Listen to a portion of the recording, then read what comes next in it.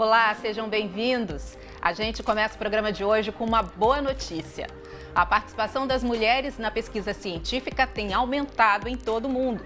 É o que mostra um estudo lançado recentemente pela Elsevier, editora com foco nas áreas de ciência e saúde, em parceria com a Academia Brasileira de Ciências e com a Fundação Gender Insight. Só aqui no Brasil, entre os anos de 2011 e 2015, o número de mulheres pesquisadoras representava 49% do total. Um aumento de 38% em relação ao último levantamento, realizado entre os anos de 1996 e 2000. Aqui no estúdio eu converso sobre a participação feminina na ciência com o Dante Cid, que é vice-presidente de Relações Acadêmicas para a América Latina da Elsevier. Seja bem-vindo ao Conexão, tudo bem? Muito obrigado, Eliane, tudo ótimo. Dante, o que estimulou vocês, o que levou vocês a realizarem esse levantamento, esse estudo? Bom, Eliane, nós procuramos seguir os Objetivos de Desenvolvimento Sustentável da ONU e um desses objetivos, como você sabe bem, é o equilíbrio de gênero em todas as atividades da sociedade. Objetivo 5, se não me engano. 5 objetivos, muito bem. E nós liberamos esse estudo gratuito para a comunidade científica mundial, justamente no pilar de equilíbrio de gênero. E buscamos, em toda a pesquisa mundial, avaliar como se encontrava esse nível de equilíbrio de gênero na publicação científica. E como essa participação feminina vem se transformando ao longo dos anos? O que vocês perceberam? A ótima notícia é que nos 2 quinquênios avaliados, ela melhorou em todos os países avaliados. Ela subiu, inclusive no Brasil, como você comentou, chegando a 49%, levando o Brasil à liderança, junto com Portugal, também com 49%, mas são os 2 países que mais apresentaram um percentual de participação feminina. E melhorou em todas as regiões. Você diria em qual área nos saímos melhor? Medicina e saúde é a área em que apresenta maior participação feminina e talvez isso mesmo tenha levado o Brasil a essa liderança, porque é uma área em que o Brasil faz muita publicação científica. Tá legal. E esse aumento, ele chega a ser desigual entre alguns países? Sim, bastante. O Japão, por exemplo, somente 20% de participação feminina.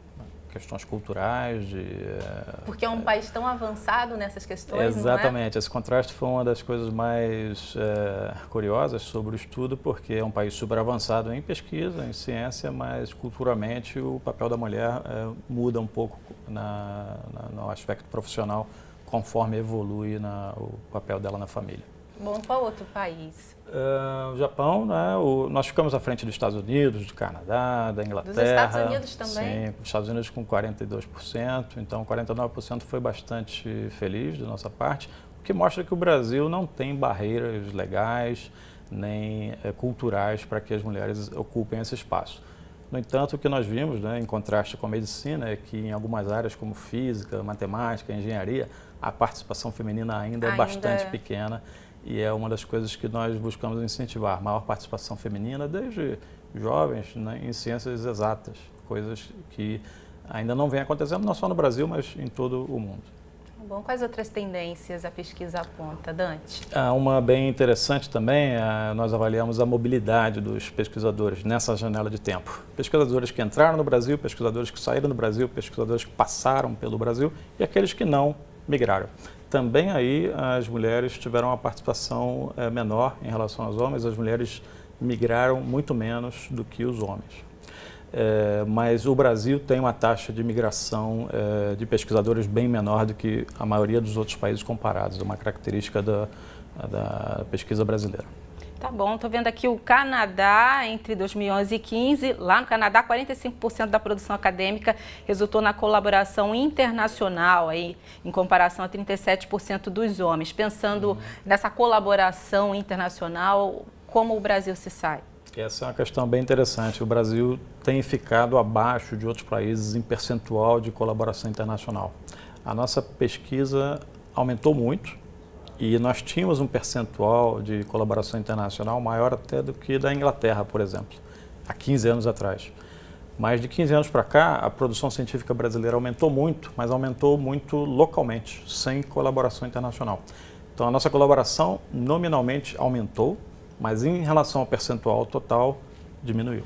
O que, desculpa, é que isso tem uma consequência imediata, e por isso é importante a gente comentar. comentar. Isso que eu ia perguntar, o que isso pode interferir? Interfere bastante, porque quanto mais colaboração internacional você tem, maior é a possibilidade de você ser citado, de você ser lido em outros países, o que é considerado um indicador de qualidade da pesquisa. Esse é um desafio para quem?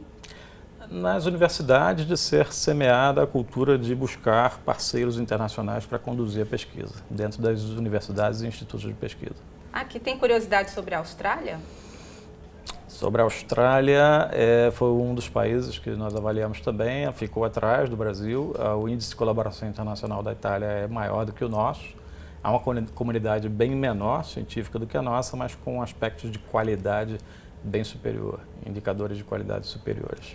Qual pode ser, na sua opinião, enfim, de atuante nessa área, do impacto que nós tivemos aí de orçamento, enfim, de oferta de orçamento no projeto Ciências Sem Fronteiras?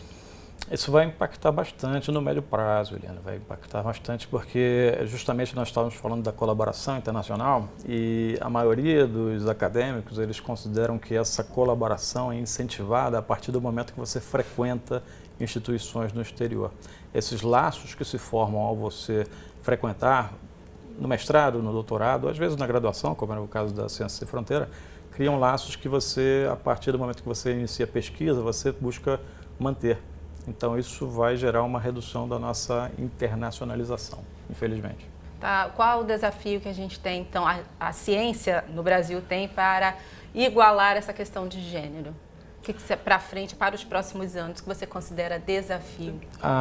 O público que compareceu ontem ao evento de lançamento do relatório, ele foi unânime em entender que semear essa ideia desde idade bem jovem, em escolas de ensino fundamental, de que a presença da mulher na ciência exata, física, matemática, é tão natural quanto a presença masculina. Já há um estereótipo formado desde cedo e isso eu acho que é um ponto-chave a ser alterado na cultura. Bom, olha só, a pesquisa que o Dante se referiu, que nós trouxemos os dados, é essa daqui, a Gender Global Research Landscape. E ela está disponível no site da Elsevier, da editora.